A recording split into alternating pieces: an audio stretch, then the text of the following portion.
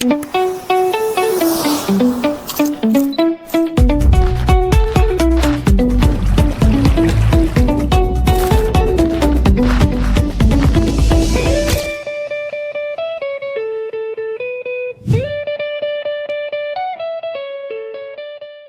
d'Afrique, jeunes du Sahel, bonjour. Bienvenue dans votre nouvelle émission En route vers le Forum. Dans quelques semaines, la ville de Niamey accueillera l'Afrique pour la 3e édition du Forum Youth Connect Sahel. Un forum de grande envergure car près de 2500 jeunes venus de 14 pays seront présents. Pour ce premier numéro, nous recevons sur ce plateau M. Sidi Mohamed Al-Mahmoud, ministre de la Jeunesse, des Sports et de la Culture, et de surcroît, premier responsable de l'organisation du forum Youth Connect Sahel au Niger. Monsieur le ministre, bonjour. Bonjour. Merci d'avoir répondu à notre invitation et bienvenue sur ce plateau. Pour commencer, monsieur le ministre, pouvez-vous expliquer à nos téléspectateurs ce qu'est le forum Youth Connect Sahel et pourquoi cette initiative est aujourd'hui si importante pour la jeunesse de notre région? Merci beaucoup, merci pour avoir eu l'honneur et le privilège d'être reçu à ce premier numéro. Le Youth Connect est une initiative africaine, régionale, pensée et conçue avec le président rwandais en 2012 et déployée dans les pays africains. C'est une initiative qui vise à permettre aux jeunes d'être connectés aux opportunités, aux initiatives, surtout qui vise à permettre aux jeunes d'être en contact avec les investisseurs qui peuvent les accompagner dans leurs initiatives, dans leurs projets. Il vise aussi à faire travailler des acteurs clés dans plusieurs secteurs tels que la technologie, les numériques, surtout la question, bien sûr, la contribution de la jeunesse à la paix. Il y a aussi notre opportunité, c'est surtout la représentation des 10 pays au Sahel.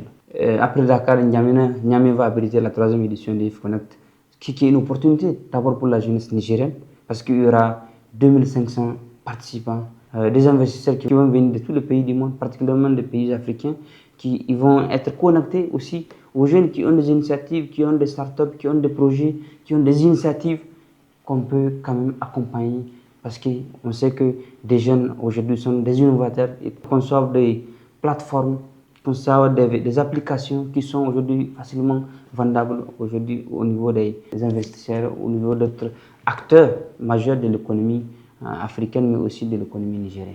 Tout à fait. Donc, monsieur le ministre, après Dakar et N'Djamena, comme vous l'avez dit, c'est au tour de Niamey d'accueillir cette 3e édition.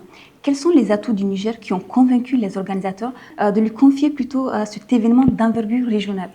Alors, merci. L'atout que le Niger dispose, c'est l'expérience dans l'organisation des grands événements.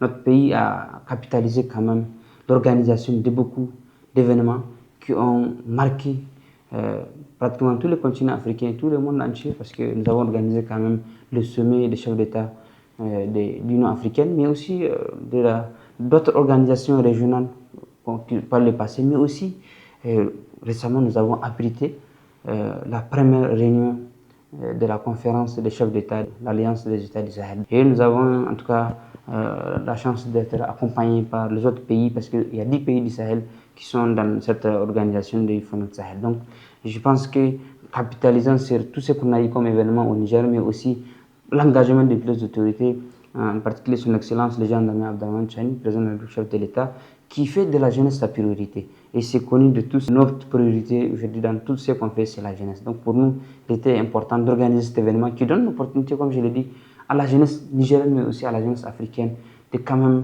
être connectée à ces opportunités. Pour nous, c'est une opportunité, un rendez-vous de l'histoire qu'on ne va pas rater. Monsieur le ministre, le forum promet d'être un rendez-vous majeur pour la jeunesse sahélienne. Quelle expérience, quelle opportunité et quelles retombées concrètes les participants peuvent-ils espérer en repartant de Niamey?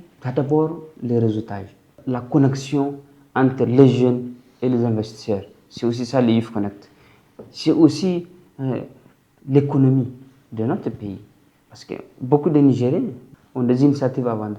Il y a la question des partages d'expérience.